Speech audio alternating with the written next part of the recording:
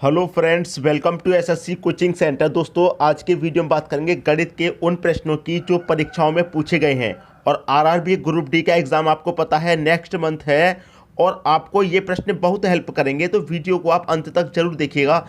चलिए स्टार्ट करते हैं दोस्तों। पहला प्रश्न है, दो संख्याओं का योग 9 है।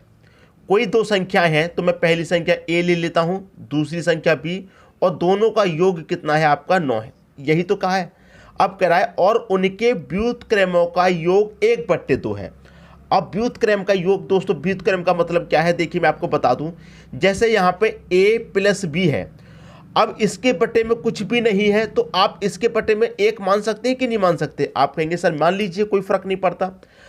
a के बटे में कुछ नहीं था, हमने a के बटे में 1 मान लिया। अब यहां पर कह रहा है कि व्युत्क्रमों का योग। व्युत्क्रम का मतलब क्या होता है दोस्तों? व्युत्क्रम का मतलब होता है संख्या को पलट देना। अब मैं इस संख्या को पलटूंगा तो ये 1 के बटे में a हो जाएगी, ठीक है, प्लस इस संख्या को मैं पलटूंगा तो 1 के बटे में ये b हो जाएगी। अब ये व्युत्क्रम हो गया संख्याओं का। अब व्युत्क्रम का योग कितना है? 1/2। जो व्युत्क्रम का योग है वो है 1/2। ये प्रश्न दोस्तों आरआरबी में पूछा गया है 2018 में ग्रुप डी के एग्जाम में। ठीक है दोस्तों, क्लियर है यहाँ तक? अब इसको आप सॉल्व कर लेंगे, आपके प्रश्न का आंसर आ जाएगा। ए बी का आप एलसीएम लेंगे, ए बी का एलसीएम आपका ए बी ही रहेगा, और ऊपर क्या आ जाएगा? ए प्लस बी, क्रॉस मल्टीप्लाई हो जाएगा तो ए प्लस बी आ जाएगा, बराबर कितना? 1/2। अब देखिए ए प्लस बी का मान आपको मालूम था, ए प्लस बी का मान आपका 9 है। 9 रखेंगे, ए प्लस बी की जगह आपने 9 रख लिया, बटे में क्या है? A B. ठीक है दोस्तों, बराबर का कितना? 1/2। अब कैंची का गुणा करेंगे तो 2 का मल्टीप्लाई 9 से करेंगे, कितना हो जाएगा? 18, बराबर ए बी का मल्टीप्लाई 1 से रहेगा तो ये ए बी रहेगा। क्लियर? आपसे पूछ रहा था कि एक संख्या है, एक संख्या मतलब पहली संख्या। अब देखिए ए और बी बीच में कोई साइन नहीं है तो इसका मतलब इसके बीच में गुने का साइन होगा। जब कोई साइन नहीं तो गुने का साइन। तो देखिए यहां पर ए गुने बी का मान कितना आ रहा है? 18, और ए प्लस बी का मान 9 है। देखिए अब समझिए, ए गुने बी का मान कितना है? 18 है, ए प्लस बी 9, ए गुने बी 18 है। अब ऐसी कौन सी संख्या लेंगे कि जिनको जोड़ने से तो 9 बन जाएगा और जिनका गुना करने से 18 बन जाएगा? ऐसी कौन सी संख्या है आपकी? देखिए अगर आप 3 मल्टीप्लाई 6 करेंगे तो 18 होता है, ठीक है।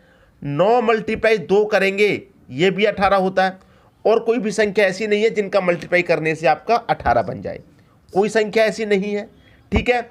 अब यहाँ पर एक चीज़ है समझने वाली, उसे समझिएगा कि जोड़ने पे तो आपका 9 आना चाहिए और मल्टीप्लाई करने पे 18। अब मैं 9 और 2 का मल्टीप्लाई करूंगा 18 आ जाएगा, लेकिन जोड़ूंगा तो 9 नहीं आएगा। लेकिन 3 और 6 का मल्टीप्लाई करूंगा तो 18 आएगा, और 3 और 6 को अगर मैं जोड़ूंगा तो 9 आएगा। ये क्लियर हो गई बात? जोड़ने पे 9 आ रहा है और मल्टीप्लाई पे 18 आ रहा है, तो ये कंडीशन हमारी सेटिस्फाई कर रही है। पहली संख्या हमारी 3 हो जाएगी और दूसरी संख्या 6। दोनों को जोड़ेंगे तो 9 मिलेगा और दोनों का मल्टीप्लाई करेंगे तो 18। तो आपसे पूछ रहा है कि उनमें एक संख्या क्या है? उनमें एक संख्या दोस्तों कौन सी हो जाएगी? 3 या 6? ऑप्शन में क्या दे रखा है दोस्तों? 6 दे रखा है, तो उनमें से एक संख्या आपको पता चल गई 6 है। बी ऑप्शन बिल्कुल सही। देखिए यह प्रश्न कोई ज़्यादा समय का प्रश्न नहीं था। चाहते तो आप इसे 30 से 40 सेकंड में कर सकते हैं, लेकिन आपको कोई भी कंफ्यूजन ना रहे इसीलिए एक एक चीज़ हमारा बताने का फर्ज है। हम सभी चीज़ें इसलिए बताते हैं कि कमज़ोर से कमज़ोर बच्चा हो वो भी समझ जाए कि इसका आंसर क्या होगा। ठीक है, तो एक संख्या दोनों में से मिलेगी ऑप्शन में। अगर 3 होता तो 3 आंसर कर देते। दोनों ऑप्शन में ये नहीं मिलेंगे। जो ऑप्शन में 3 और 6 दोनों मिल जाए, दोनों नहीं, कोई एक संख्या पूछी गई है, एक ही संख्या मिलेगी। आंसर सभी की समझ में आ गया। अब देखेंगे हम अगला प्रश्न। अगला प्रश्न है, कौन सी संख्या 4 से पूरी तरह विभाजित है? 4 ऑप्शन है दोस्तों, बड़ी बड़ी संख्याएं हैं। 4 ऑप्शन में 4 से पूरी तरह विभाजित है। तो 4 से विभाजित करने का नियम अगर आपको पता है तो आप इस क्वेश्चन को मात्र 5 सेकंड में कर देंगे, मात्र 5 सेकंड में। यह प्रश्न आरआरबी 2018 का है। 5 सेकंड में कर देंगे। अगर 4 से विभाजित का नियम क्या है? 4 से विभाजित का नियम क्या है देख लीजिए। 4 से विभाजित का नियम हमको बता रहे हैं कि, ठीक है, यहां पर मैं बता रहा हूं कि अंत के दो अंक पूरी तरह विभाजित होंगे, पूरी तरह विभाजित। ठीक है, पूरी तरह विभाजित होंगे। अंत के दो अंक पूरी तरह विभाजित होंगे, इसका मतलब वो पूरी संख्या 4 से विभाजित होगी। अंत के दो अंक देख लीजिए बस 4 से विभाजित है कि नहीं। 4 से मैं 54 को काटूंगा, क्या कटेगा? नहीं कटता। 4 एक कम 4, एक बचेगा 14, 14 4 से नहीं कटता।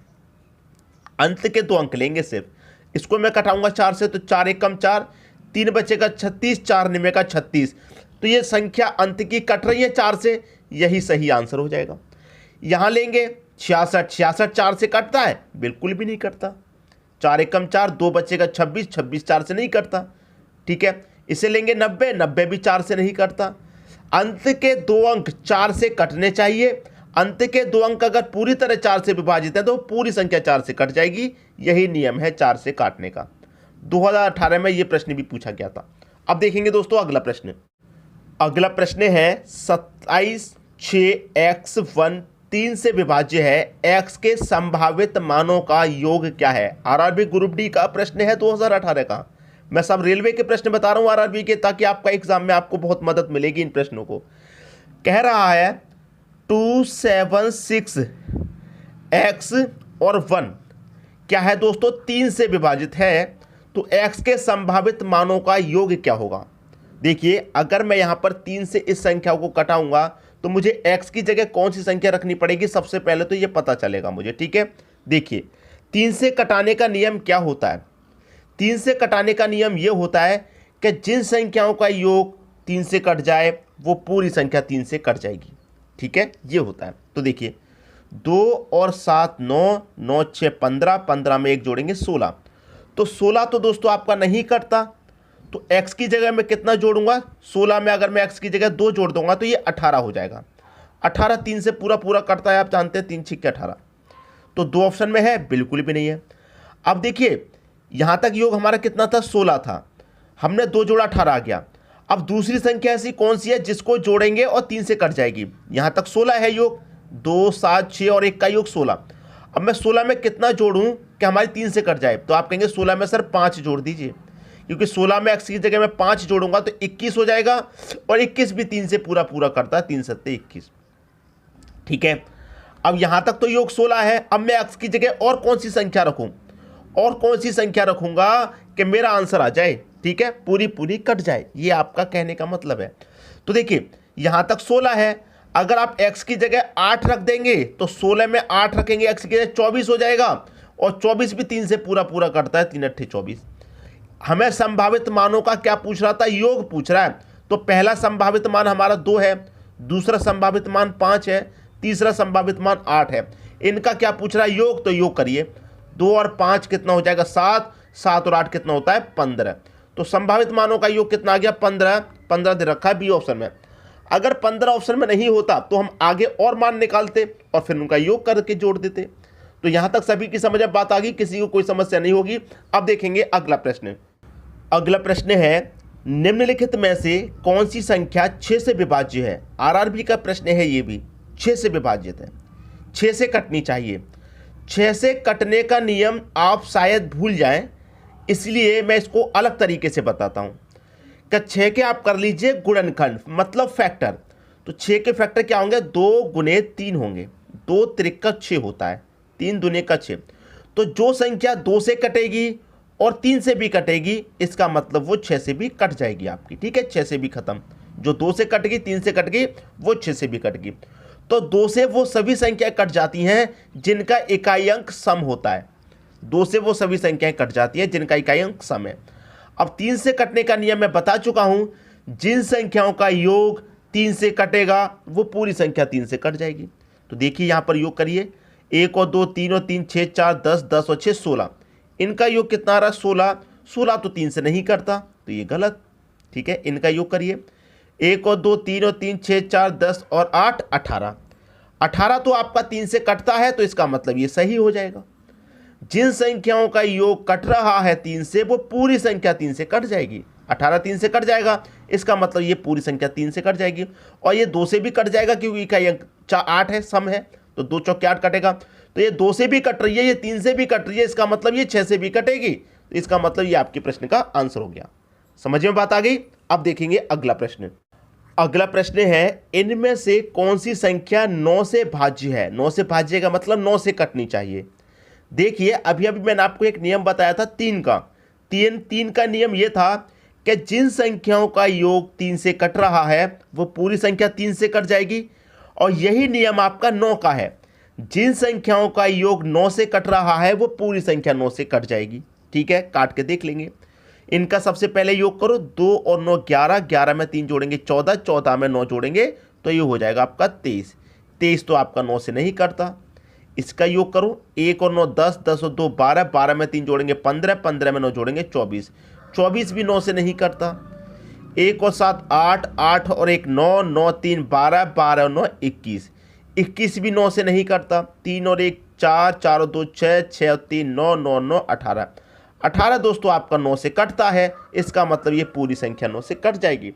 तो 3 का नियम और 9 का नियम आपका सेम है, अलग नहीं करना। आप इस बात को याद रखिएगा। ठीक है, सभी प्रश्न आरआरबी के हैं। अब देखेंगे दोस्तों अगला प्रश्न।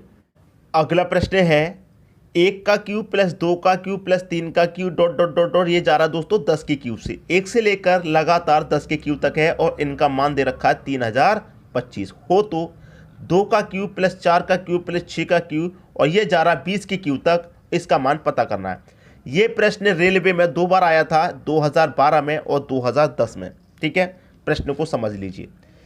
1 का क्यूब ठीक प्लस 2 का क्यूब प्लस 3 का क्यूब और ये कहाँ तक जा रहा है दोस्तों, 10 के क्यूब तक जा रहा है और इसका मान है 3025।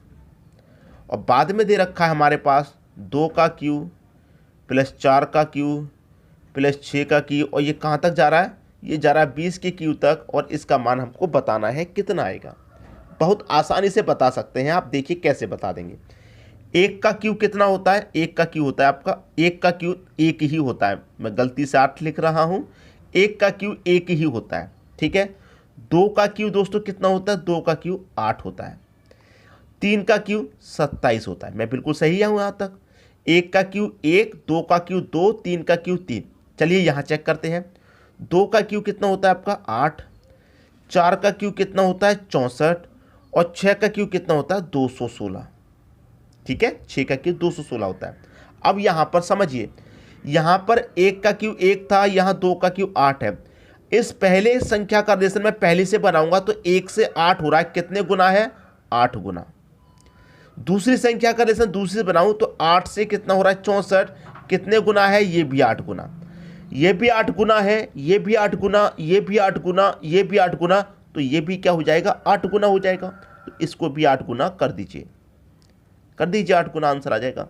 8 पच्चे 40 का 0 कैरी का 4, 8 दूने का 16 कैरी का 4 जोड़ेंगे 20 हो जाएगा, 20 का 0 कैरी का 2, 8 का 0 मल्टीप्लाई करेंगे 0 लेकिन कैरी का जो 2 था वो आ जाएगा और 8 त्रिक का 24, 24200 किस ऑप्शन में है, 24200 डी ऑप्शन में है। ये आपके प्रश्न का सही आंसर हो जाएगा।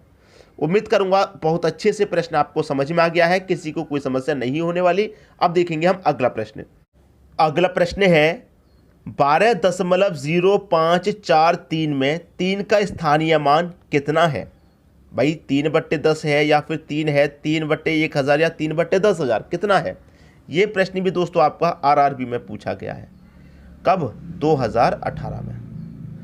अब इस प्रश्न का आंसर आप मुझे कमेंट बॉक्स में बताएंगे क्या आएगा, लेकिन वीडियो भी खत्म नहीं हुआ। इसके बाद में एक और प्रश्न है, उसको देखिए क्योंकि टेट लेवल का प्रश्न है वो। ठीक है, उसको जरूर देखिएगा। और प्रश्न की बात करूं मैं तो इससे अगला जो प्रश्न है ये 7वां है। 8वां जो प्रश्न है वो 5 बार आया है अभी तक परीक्षा में और टेट लेवल का है। तो इसका आंसर आप मुझे कमेंट बॉक्स में बताइए। नंबर सिस्टम का ये प्रश्न बहुत ईजी है, सबसे पहले आप इसी प्रश्न को पढ़ते हैं, तो इसका आंसर आप मुझे कमेंट बॉक्स में बताइएगा क्या आएगा। ठीक है, अब देखेंगे अगला प्रश्न। अगला प्रश्न है, एक प्रतियोगिता में 5 बच्चे भाग लेते हैं, प्रत्येक बच्चा एक दूसरे के साथ खेलता है, तो कितने खेल खेले गए। 5 बार आया है परीक्षा में। देखिए यहाँ पर ये जो प्रश्न है ये 2 टाइप के बनते हैं और दोनों टाइप आप समझ लीजिए। इनमें एक फॉर्मूला होता है n × n-1 / 2, ये फॉर्मूला। ठीक है, समझेंगे अच्छे से। n का मतलब कितना है आपके पास 5, तो n की जगह 5 रखेंगे, इनटू n की जगह 5, 5 में से एक जाएगा 4/2, 2 से कट जाएगा ये 2 बार में, 5 दूने का 10। तो यहाँ पर पूछ रहा था कितने खेल खेले गए, भाई 10 खेल खेले गए, डी ऑप्शन सही। यहाँ पर कह रहा है कि एक दूसरे के साथ खेलता है, कभी कभी क्या कहता है कि एक दूसरे से हाथ मिलाना, तब भी आंसर 10 ही आएगा। और कभी कभी कहता है कि एक दूसरे को गिफ्ट देता है। देखिए ये पहला बच्चा और ये दूसरा बच्चा, ठीक है।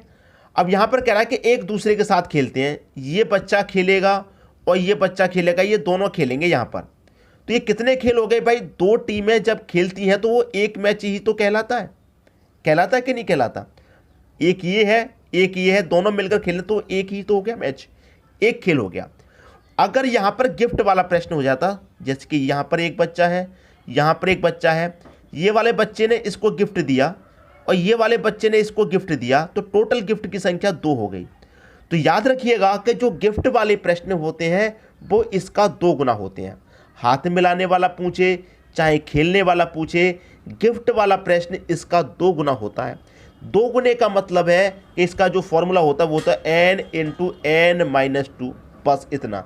डिवाइड में 2 नहीं होता, डिवाइड में 2 करेंगे तो ये निकल के आ जाएगा आधा, और डिवाइड में 2 नहीं करेंगे तो सीधा सीधा आपकी प्रश्न का आंसर वही आ जाएगा निकल के 2 गुना। सभी की समझ में यहाँ बात अच्छे से आ गई है। और मैंने जो आपको होमवर्क के लिए प्रश्न दिया है नंबर सिस्टम का, उसका आंसर आप मुझे कमेंट बॉक्स में जरूर बताइएगा। ठीक है दोस्तों, वीडियो देखने के लिए आपका बहुत बहुत धन्यवाद।